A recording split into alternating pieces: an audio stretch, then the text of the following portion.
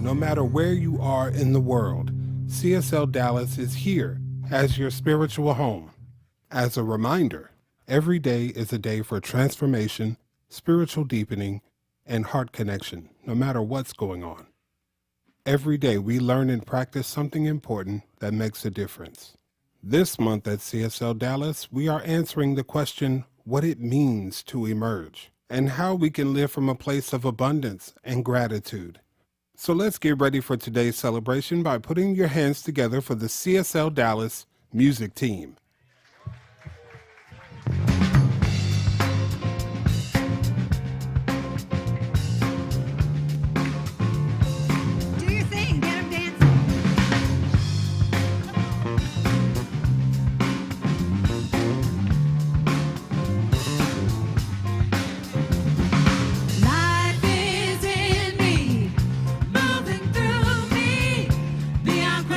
Steady and strong.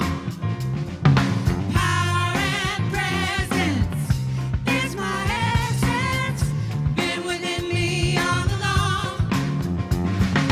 What is there to be afraid of? Pure light is what we are made of. Life is in me, moving through me, beyond question, steady and strong. Power and presence is my essence, been within me all along.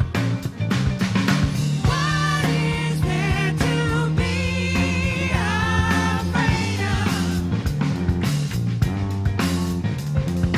Pure light is what we are made of.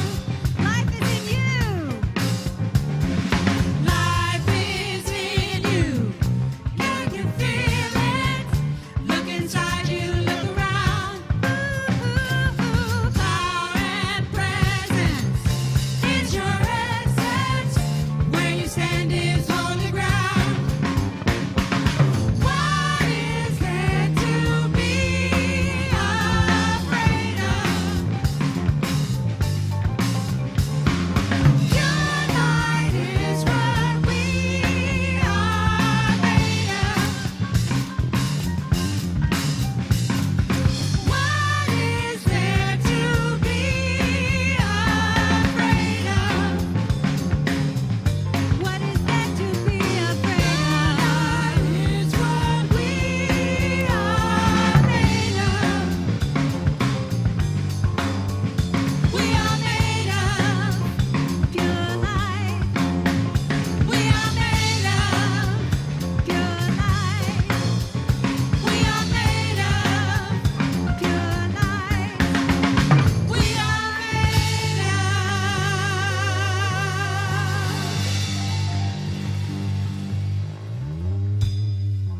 Good morning, everyone. It's pretty fabulous when you have the songwriter of the song helping you sing and lead the song. So it's good to see you, Lainey. And it's good to see all the rest of you guys, too. Hey, I can barely see you with these glasses, but I can see the words, so welcome. My name is Michael Bernstein, and I have the privilege and the pleasure of being the platform assistant today. So I'm glad that you guys are here. Let me tell you what's going on. But before I tell you, first, we need to talk about why we're here, which is our purpose. So let's say it all together. We are radically inclusive, spiritually progressive, transforming lives. And so it is. That's so good. I think we can say it even twice, okay? Okay, so let's do it one more time. We are radically inclusive, spiritually progressive, and transforming lives. And so it is. I think that's something we shouldn't just say, but something we should try to live, okay?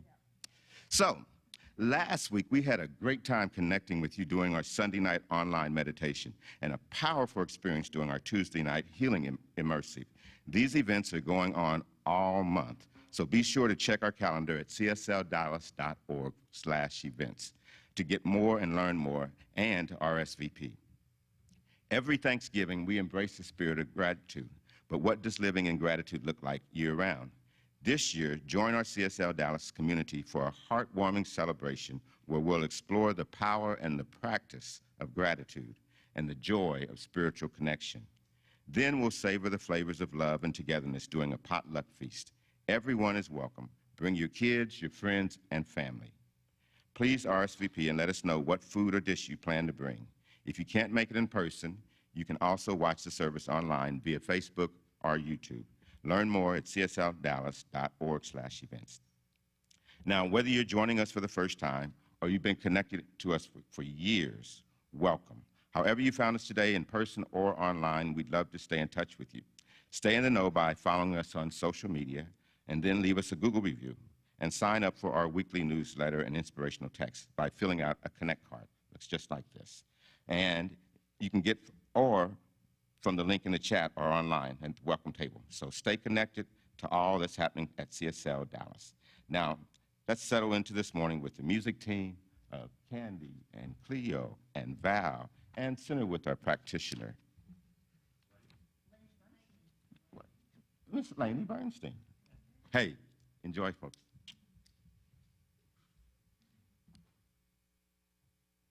So Lainey and I are going to kind of sing you into this, and for me, this is the essence of community. When I forget,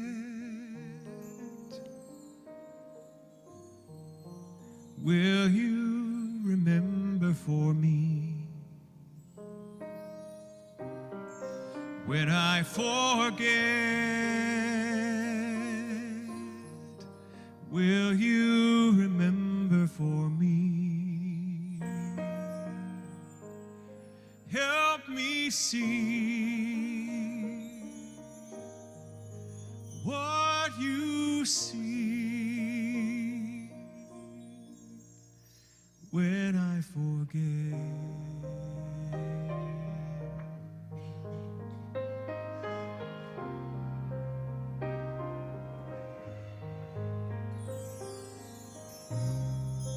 When you forget, I will remember for you. When you forget, I will remember for you. I will see. You will see what you can't see when you forget.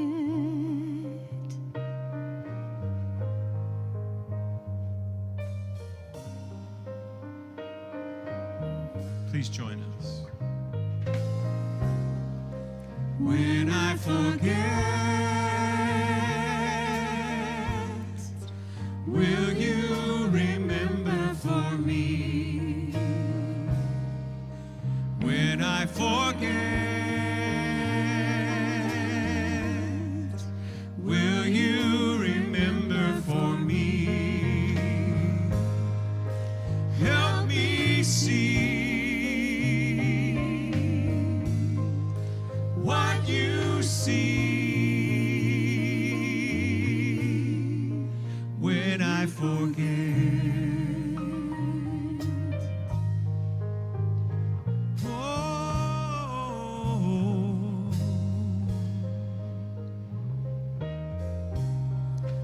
When you forget, I will remember for you. When you forget, I will remember for you. I will see what you can't see when you forget.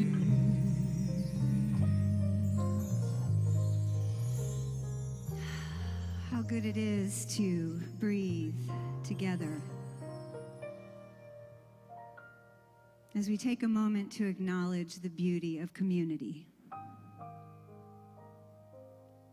how amazing it is to be in a room full of people who remember for me when I forget who I am. How amazing it is to be able to remember for you who you are when you forget. So I just take that feeling, I breathe it in. And I know that every person here is here by appointment to receive that message, the words and the talk, the notes of the music, and then to go out into the world and be that consciousness of someone who is the beneficial presence in the world.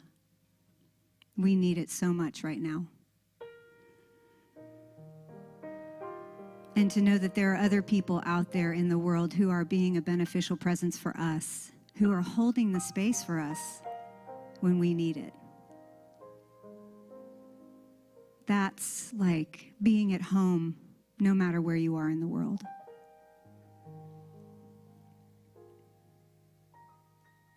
So grateful for this community, CSL Dallas. So grateful for every single person here. So grateful to be here. And with that kind of knowledge, the knowledge of being at home wherever we are in the world, imagine the amazing things we can do.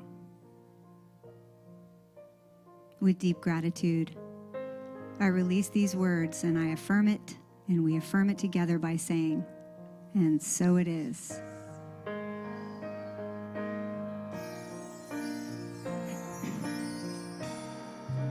When I forget, will you remember for me? Will you remember? When I forget, When I forget, will you remember for me? remember for me. Help me see what you see. What you See when I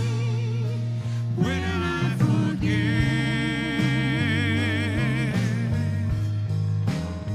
when I forget,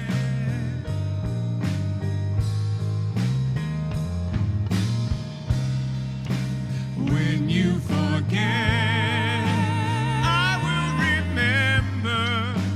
I will remember for you. When you forget, When you forget, I will remember.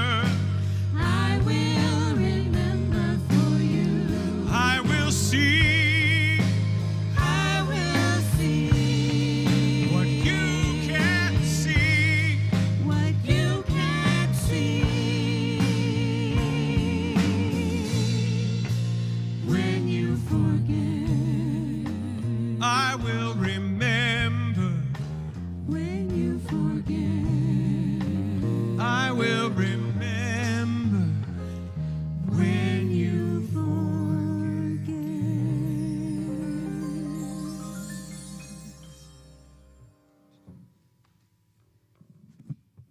Brad, you're back on.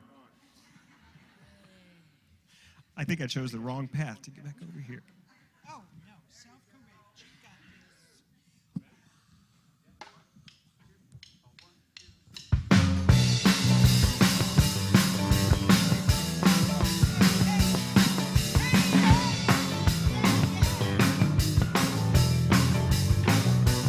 It's the power, it's the presence, it's the joy that moves me. Light and glory pouring through me as my soul takes to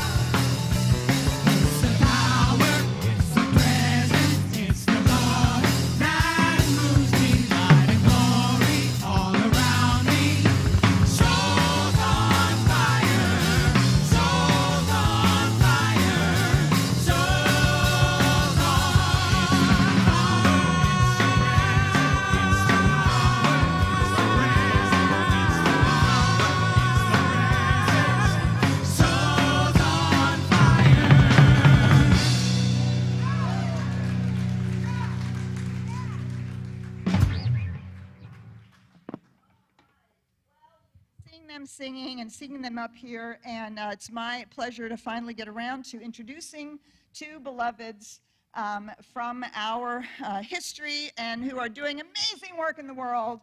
Many of you know them, but we're going to introduce them individually. So we had the pleasure of having a fabulous concert here last night.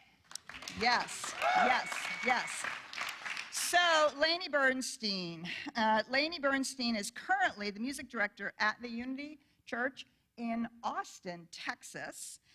She is also really working on with holistic health as a holistic coach, marrying body, mind, and spirit. So she's a nutritional coach, a music coach, and a spiritual coach, all wrapped up in this fabulous package. Yes, CSL Dallas has the pleasure of having Lainey Bernstein be here and grow with us and share her music with us for 20 years. Yeah. And during that time, her music grew. She wrote songs. She and Michael wrote songs. We got the pleasure of experiencing all of that. She decided finally to become a practitioner, which has been a huge blessing to anybody who has ever worked with her. What you may not know is she graduated from UNT, studying music, and from TWU with a degree in vocal performance. She teaches voice, piano, and music theory. And most importantly, when Lainey Bernstein opens her mouth, she brings her heart and her consciousness.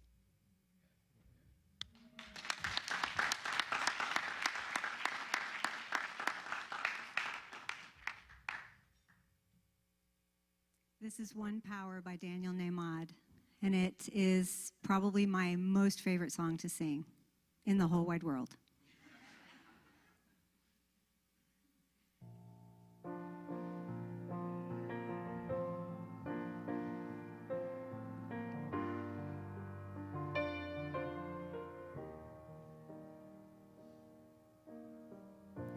One power, one power, one power.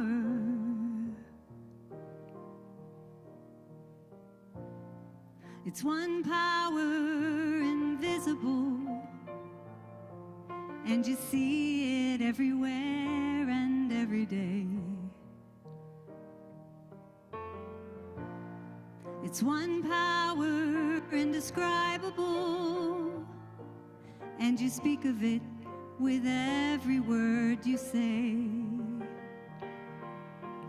Mysterious until you know the truth. It's as simple as the love inside of you.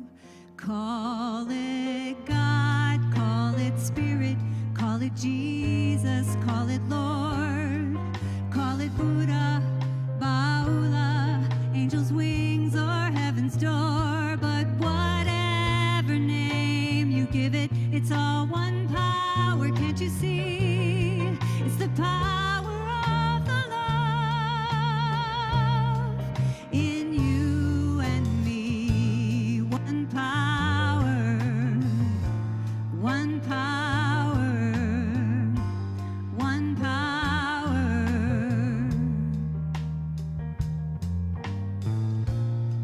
We speak so many languages, different clothing, different colors, different names. But different is only dangerous when we forget that in our hearts we're all the same. We remember as we close our eyes to see that such distances were never meant to be. Call it God, call it Spirit, call it Jesus, call it Lord, call it Buddha, Baula, Hashem, or heaven's door. It's Muhammad, it's your mind, it's your soul, and it's your sign. It's the universe, it's music.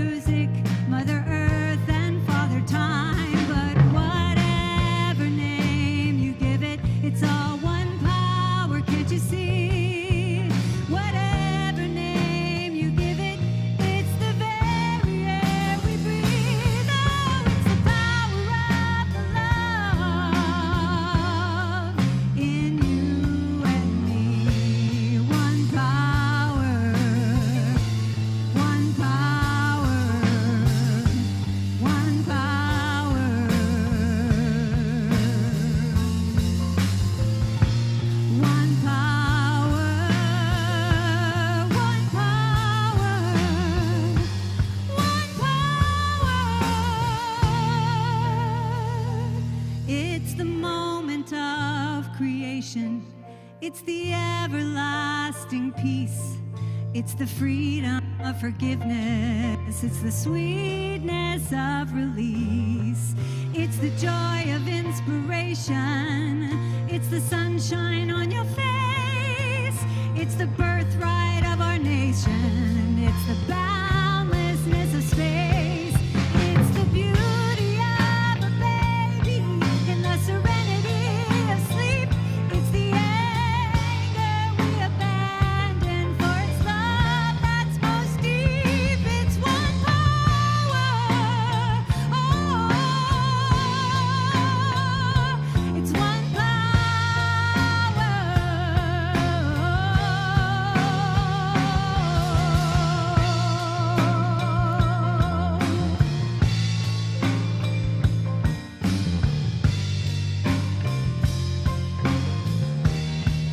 It's the power of the love that is forever in you and me. It's the power of the love in you and me.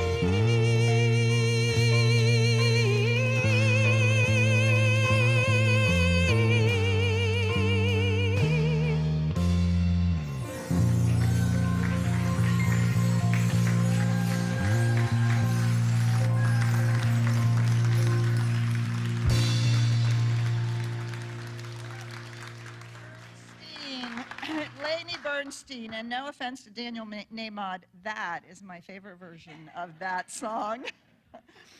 Thank you so much, Lainey. We're so happy that you're here and that you and Michael are here. So, Reverend Dr. Michael Gott. Oh my gosh. Yeah. Reverend Dr. Michael Gott has a fabulous career in music, and then he decided to go into ministry. Who knew, right? What was that about? But Michael has been doing ministry forever with his beautiful music. He's a hugely sought-after, well-known New Thought musician, a leader in New Thought music, and has been for many, many years. He's co-written dozens and dozens of songs with all of the major people who are also New Thought musicians that we know and love and have for the last many years. Michael has been here for a very long time, came to us in 1998, and in 1993, you're right, 93, that's when, oh gosh, I blanked out that whole first 4 years. 1993, that is so right. And became a practitioner with us. Michael and I partnered in ministry for a really long time. He taught me how important music was to the message. And we had many, many years of all kinds of creative fun, which was super, super, super fun. And when he became a practitioner and then became a minister, he went off to Las Vegas for a couple of years. In 2011, he joined Unity of Houston, one of the probably the largest unity in the country, and then he's been there 12 years, and 6 years ago he became their senior minister. Yes. So, lots and lots of kudos and degrees. He was given an honorary doctorate by CSL for his music. He has ordained in both CSL and in Unity. Went to school for music, and and all of that stuff, which is that laundry list of credentials. But the minute that Michael opens his mouth, whether he is going to sing or to speak or to pray, that's the only credential he ever needs. I love you.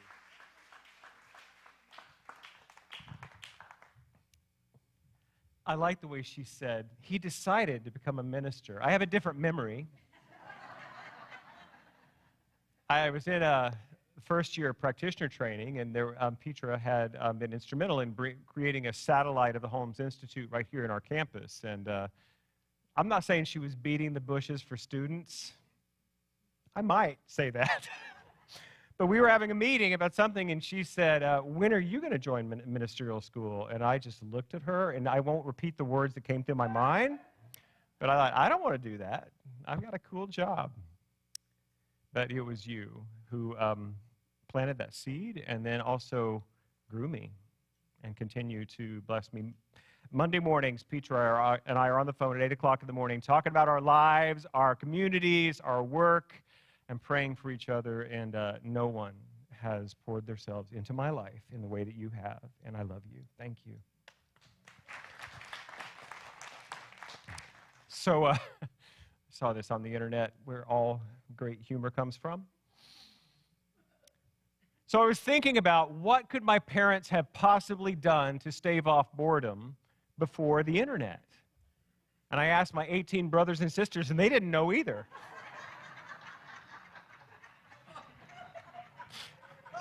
Do I need to explain that to anybody? You got it? Okay. So, first of all, I just want to say that I was a part of this community and this culture for many years, and I've been gone for many years. It's been 14 years since I've been gone. I've been a part of 2 other spiritual communities and their culture. People ask me all the time, what's the big difference between Unity and CSL?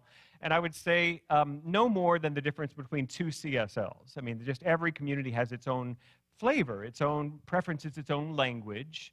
And yet, I know that there are differences, and I am now fully in the culture of Unity of Houston. So if I say anything that offends you, it's not my fault. It's theirs. I'm going to blame it on them. And I also want to say that there was a Fresh Air. Remember Terry Gross? I think she's still doing that show on NPR, but she was interviewing an author who was also a Unitarian minister. And this minister was saying that they're on a plane, and there's that awkward moment when you're sitting next to someone, they ask, what do you do for a living? And she said, I'm a minister. And then the response she said sometimes is, well, you know, I don't believe in God. And her response was, tell me about this God you don't believe in, because I bet I don't believe in him either. So, if I use a word today, like God, or something that you might have a thing about what that means, I bet that's not what I mean by that. You know, some people, there is no distance between their concept of the divine and the divine for them. They think that what they think God or spirit or the universe or divine creative intelligence, what they think it is, they think that's what it is. But that's only part of it. It's the infinite. Nobody can put their arms around the infinite. So I just need to say that. Now I'm going to preach. So my talk today is called Our Divine Humanity. And I love the emergence theme. I didn't know there was a theme, but I'm right on board. That's exactly what it is. Ernest Holmes said that humanity is divinity revealed. And I heard that, I'm sure, and I read that, and I thought I knew what it meant. But what I translated that in my mind was, when I get past my humanity, I'll find my divinity. When I heal my humanity, I'll find my divinity. And I thought that was the way it was supposed to be for a long time. You see, I came from a dualistic, evangelical Christian world where that's kind of the way it was. You're bad, you're unsaved, you're going to, that place, and then you do this thing, and now you're good, and you've got to be righteous, and you follow the rules, and you don't do the bad stuff anymore. So that worldview, that understanding of spiritual reality was what I still brought into my first, only 20 or 30 years in Science of Mind. But I think lately, I've been really understanding what Ernest Holmes meant by humanity is divinity revealed. All of it. But I'm like, wait a minute. I've had some rough moments where I didn't always act from the high truth of my oneness with divine creative intelligence and universal love. I have had those moments this morning. And I will probably have more this afternoon and tomorrow. So again, you see what my mind wants to do is go back to the old dualistic way of seeing it. Well, that wasn't divine. I'm not in my divine there. But here's what I was at a recovery meeting one time, and a woman was sharing, Starkey, and she was sharing about a box of puppies.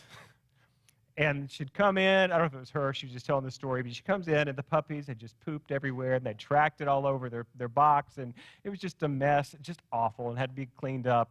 And she's like, I think that's how God sees us.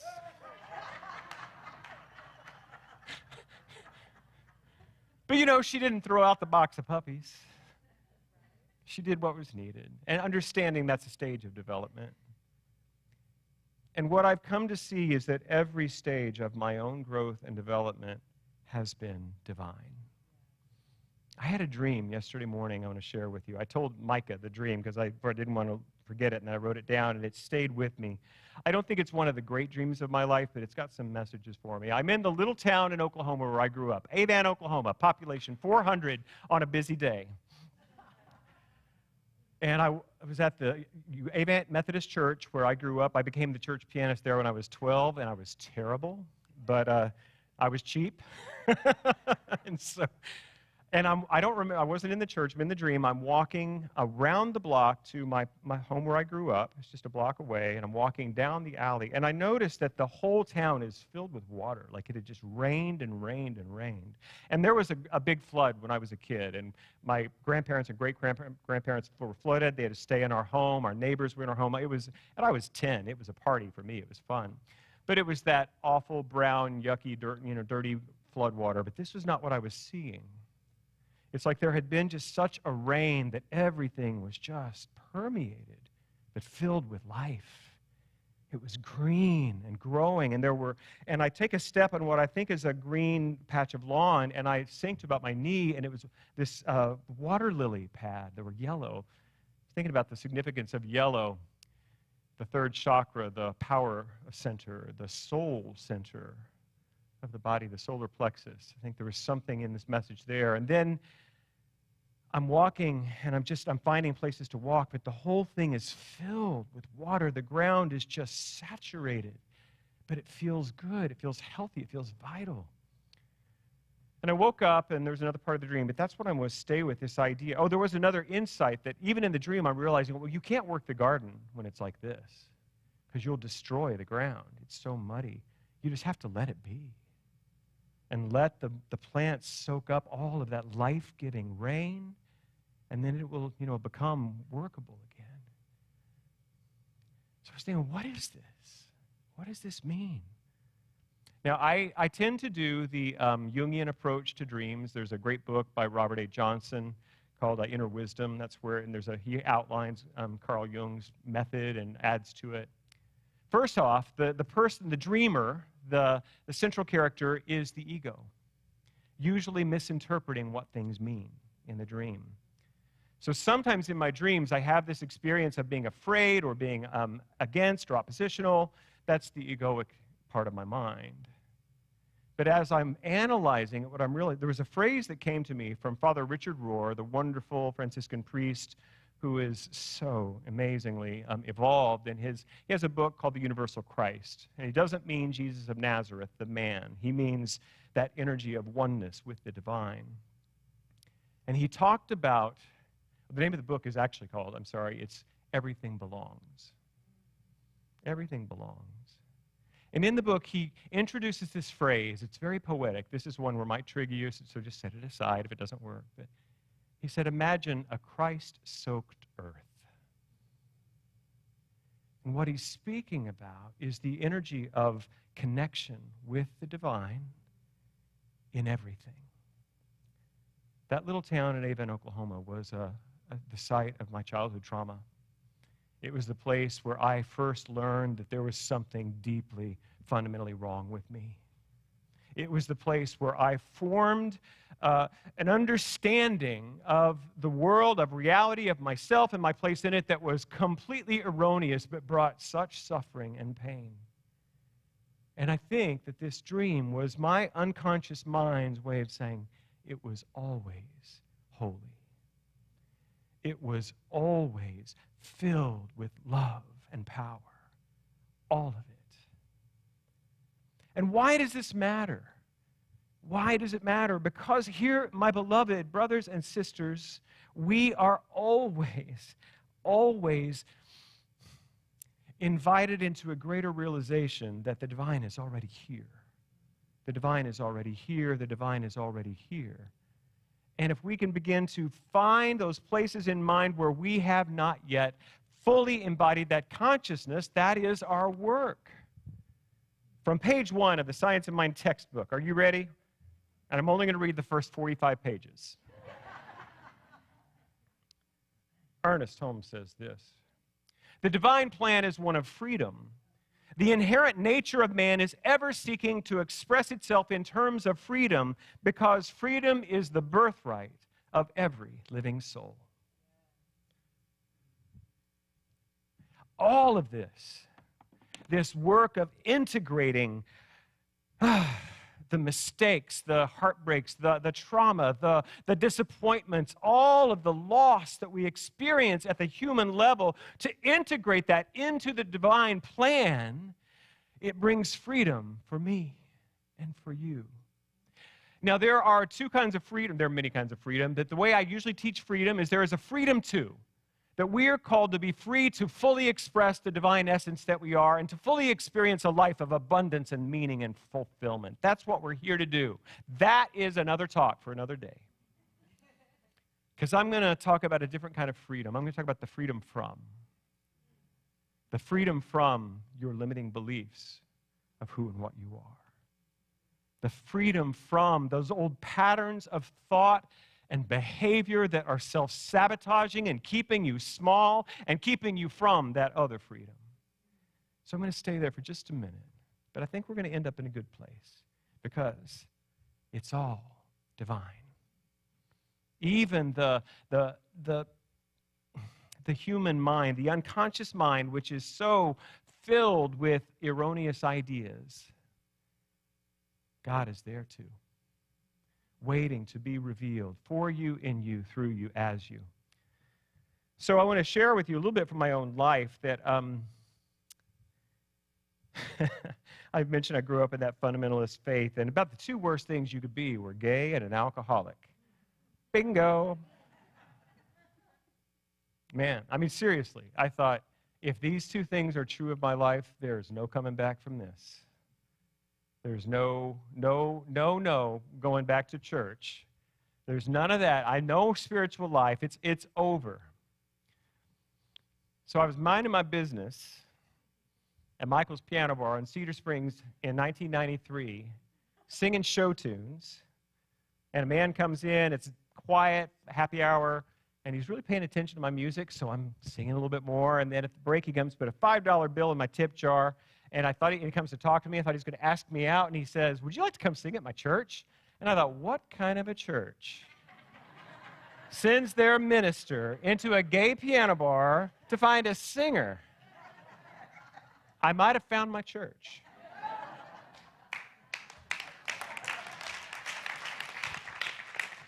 That was Reverend Marty Bacher, 30 years ago. 30 years ago. And all I knew is they were paying $75 for me to sing 2 show tunes. And I was so hungover, my hand shook when I held the microphone. I needed that $75. But what I really needed was this teaching of integration and wholeness and freedom. And I took that teaching in perfectly on the first try. Healed everything in that first Sunday service, and I'm good. No. I've been saying this in my church, and they laugh because they know it's true. I'm a really quick learner, except about anything that matters. I learn my lessons slowly, the ones that matter. And I've kind of come to see that that's a good thing because they have time to settle into my soul. It takes time to lay down new neural pathways. Don't rush your growth. Don't feel like, because you know what? I see this more in the recovery world, but I've seen it in New Thought too. People come in, and if they don't get perfect within 6 months, they're out.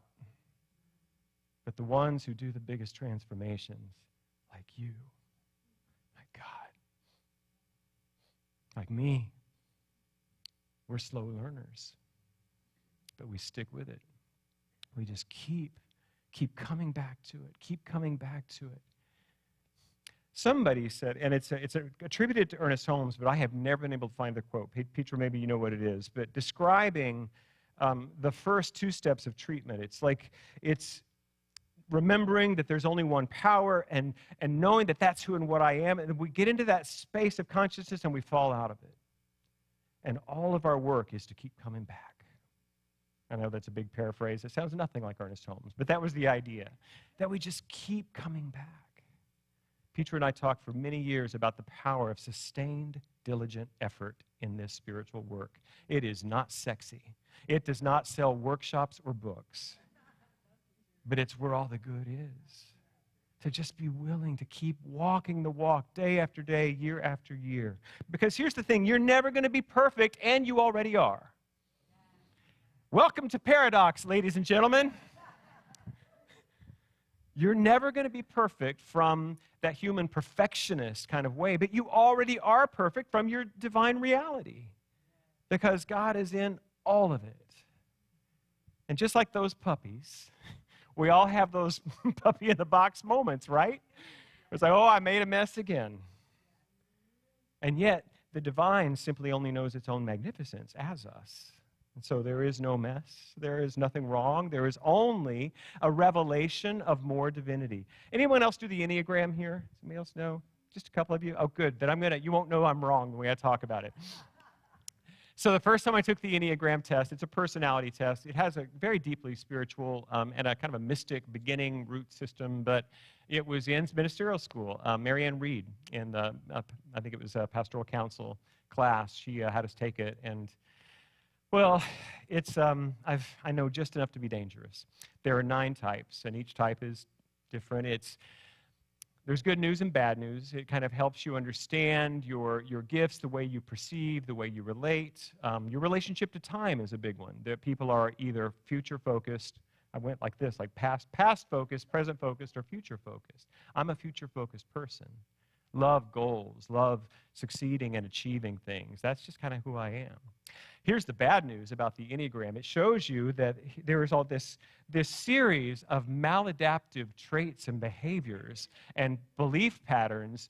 That's what your psyche is made of. Here you go, have fun. It's like, whew. But I've really kind of come to see it as a beautiful window into why I keep making those same mistakes.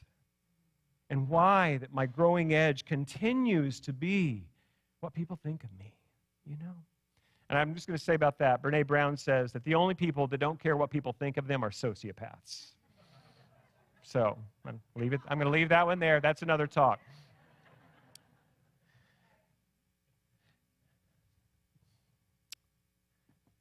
I want to read a little bit of Dr. Brene Brown.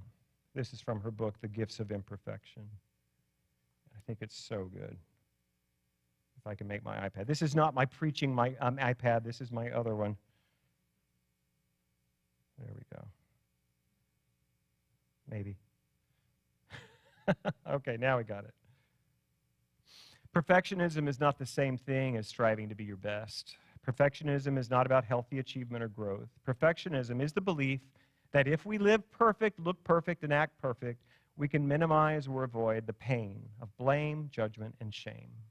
It's a shield.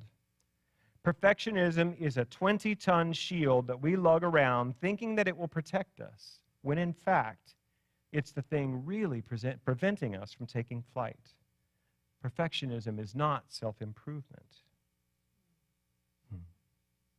There's more, but I think that's kind of where I'll leave you that idea is that, and there are certain types on the Enneagram that are more perfectionism prone than others, and I are one. But I'm a 3, but the ones, any ones in the room? Bless your little heart. There's a right way to do it. And there is only one right way to do it. Bless your heart. Suzanne Stabile is a famous teacher of the Enneagram. She lives right here in Dallas, and she really focuses in Christian ministries, but she is very kind of Richard Rohr kind of Christian, really progressive and non-exclusionary. But she was saying in a podcast the other day that the ones, that she's seen this time and time again, these people that have such a strong and high ideals of behavior that they set to themselves. It's not about what people think. It's about doing it the right way. And she said that many times that she has been working with someone, a 1 on the Enneagram, so driven to perfection, and then they have a moment where she tells them, this voice that you've been hearing, telling you to get it better and you've done it wrong. She said, that's the voice of your inner critic. And she said they'll burst into tears because they've been thinking that was the voice of the Holy Spirit their whole lives. That is heartbreaking. And that dualistic worldview will set that up really well. That voice that, not good enough, not good enough. Keeping score, making a list. That voice will corrode our embodied living the life of the divine. Because we're just judging it and always it's coming up less than. Is it just me? It got quiet in here. I'm okay with an amen every once in a while. Thank you. Ah, there you are. There's my people. So here's where we want to move to. Well, first of all, I just want to set the level here, is that we all deal with this, regardless of which type you are. Although she says the 8s are not like that. The 8s are just happy to be 8s. And I actually heard an interview with one where she said, no, I don't regret anything in my life. I regret the way people took what I did. That is not me. But I thought that was great. Yeah, okay. But we all, well, here's the thing. Nobody is going to graduate. Did you know that? Think about this. If there is nothing between us and the divine is our true reality, and the divine is what? Infinite, there's always going to be more to grow into. There's always going to be more to reveal, more to heal, more to evolve. You're never going to be done. That used to really piss me off. And now it lets me off the hook. Like I just get to be the puppy stage that I'm in. And being accountable and being responsible, that was the piece that I had to pick up at somewhere. And understanding that my actions and choices do affect others, and I'm responsible for that. But I'm going to always be in this pattern of growth and becoming, and it is okay. And this self-critic, this inner critic that just constantly self-sabotages you, it's just useless. It's just useless. And that thing that, anybody else love blame? Don't you love it? It's just where they did it. It's their fault. And thinking about what we're dealing with in our world today with our divided political system here, with the wars in Ukraine, the Middle East, it's like, it's so easy to find somebody to blame. But what good does it do? What good does it do to assign blame? Taking responsibility and making choices and actions from here, that's the only place where we can affect change in the world. And blame. So I was during the last election cycle, and here we are in another one. It's going to be a fun year, everybody. But I would tell my community, I would just say, we're not going to blame our way out of this. Stop it. It feels good to say how bad the other side is for a minute. It's not useful. And most importantly, for the purpose of this talk today, blaming yourself, holding yourself as wrong, holding yourself as less than, holding yourself as unworthy of the life of your dreams is not useful. We need something to wake us up. Dr. Kristen Neff from UT Austin has a wonderful, she's a research-based psychologist on self-compassion, very different from self-esteem. There are 3 elements to self-compassion. Self-kindness. Self-compassionate people recognize that being imperfect, failing, the 3s hate that word, and experiencing life difficulties is inevitable, so they tend to be gentle with themselves when confronted with painful experiences, rather than getting angry when life falls short of certain ideals. The other 2 that she mentions, which I don't have time to go into, is we look at self-kindness first, common humanity, not the difference-making, not our isolation, mindfulness practice, develop the reflective mind that knows what it's thinking. That's why we have to meditate. To close, I want to share a story from the Buddhist tradition. It's in Buddhism. It's one of my favorite teaching stories. There's a great warrior, a samurai, who has conquered everything he's set forth. He's probably a 3 on the Enneagram. He's never been vanquished. He's highly sought after by the landowners who bring him in to ward off the invaders, and he's just really good at warrioring and very self-satisfied. And somebody mentioned he might want to develop his spiritual side. So he heard that there was a great monk who lived at the top of a mountain, a hermit, but he had deep wisdom. And so the samurai made his way to the top of the mountain. He found the wise old monk there, who was just a small little man. And he said, "Ha, monk, I have come here that you would teach me of heaven and hell."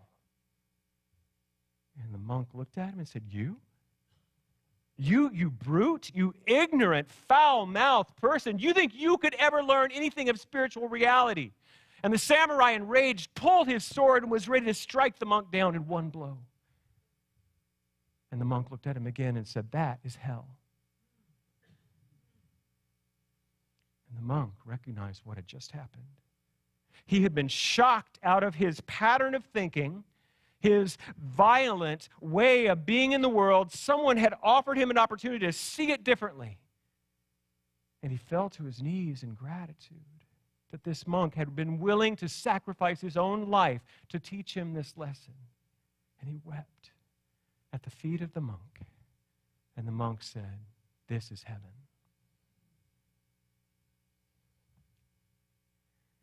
I don't know what your biggest problem is, but I know you got one.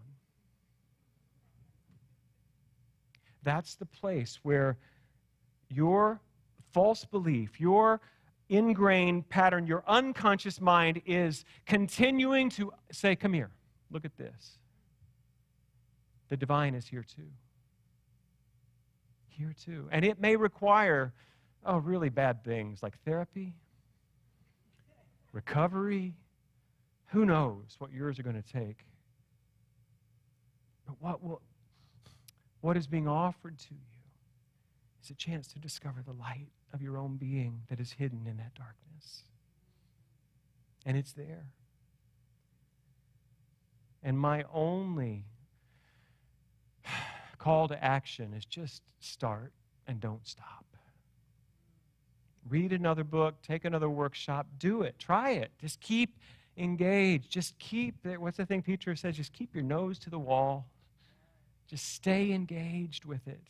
Don't go back to sleep. Don't numb it away. Don't deny it away. Just be with it. Not 24/7. You're still going to need popcorn and movies sometimes. And then one day, the breakthrough will occur, and the light will shine. So I'd like to invite the band and Lainey back up. We're going to do a little song here. God bless you all. Thank you. This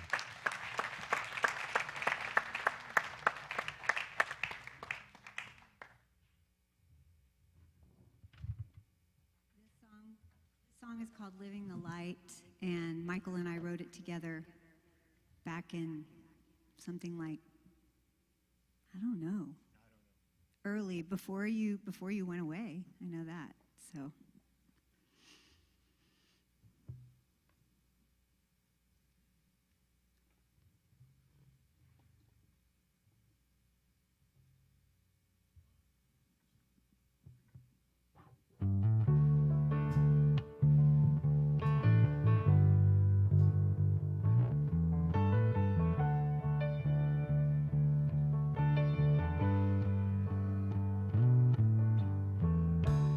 in my life, in my world, there is truth to be revealed. Through it all, I believe there is nothing to be healed. All is well. All is well.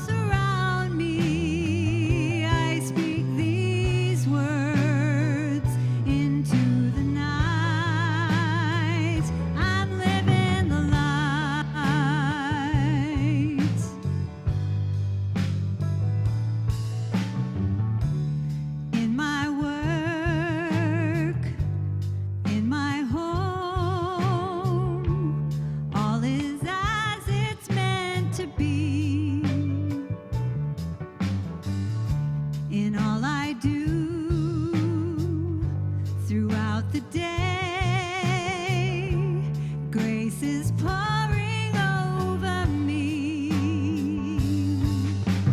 All is well. All is well. I'm living the light of my truth. I'm living the light of my power. Though darkness falls around me, I speak these words into the night. I'm living the light.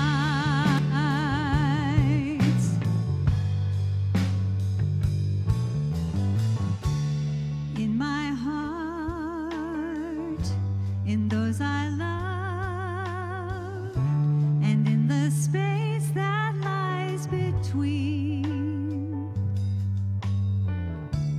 Through our tears and through our joys, God is waiting to be seen. Oh, all is well. All is well. I'm living the light of my truth. I'm living the light of my power. Though darkness falls around me, I speak these words into the night. I'm living the light.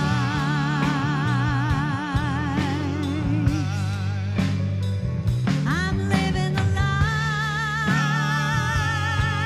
of my strength.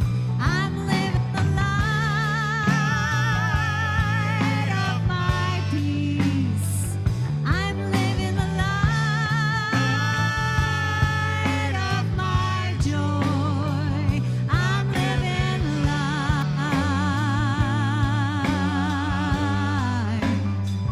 I'm living the light.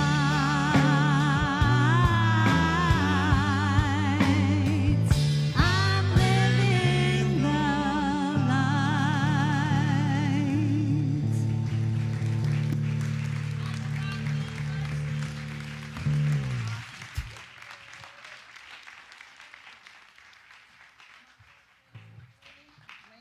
Lainey.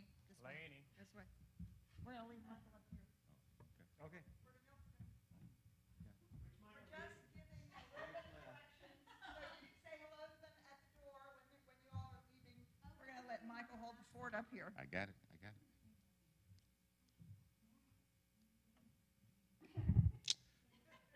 So, guys, I always say that when you come to CSL, this is the best place you can come and hear music without a cover charge and a 2-drink option. And it's just some fantastic music around here.